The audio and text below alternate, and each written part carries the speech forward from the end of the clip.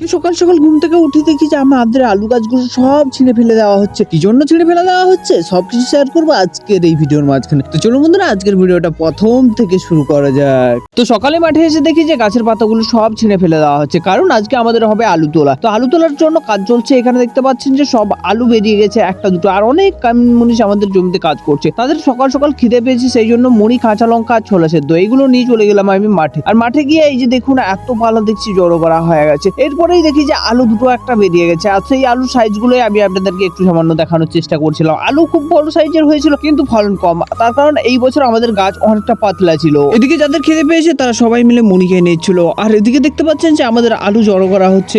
তারপর সেই আলু বস্তায় ভরে মহাজনরা নিয়ে চলে গেছে গাড়িতে। তো যাই হোক বন্ধুরা, এর সাথে আজকের ভিডিওটা এখানেই শেষ করবো, তার কারণ এছাড়া আর আমি অন্য কোনো রকম কিছু ভিডিও করতে পারিনি। তার কারণ আমি ছিলাম রান্নার দায়িত্বে, কারণ এত লোকের যে খাবারের ব্যবস্থাটা সেটা কিন্তু আমাকেই করতে হয়েছিল। তো এর জন্য আজকের ভিডিওটা এখানেই শেষ করবো। জানি না আপনাদের ভিডিওটা কেমন লাগবে।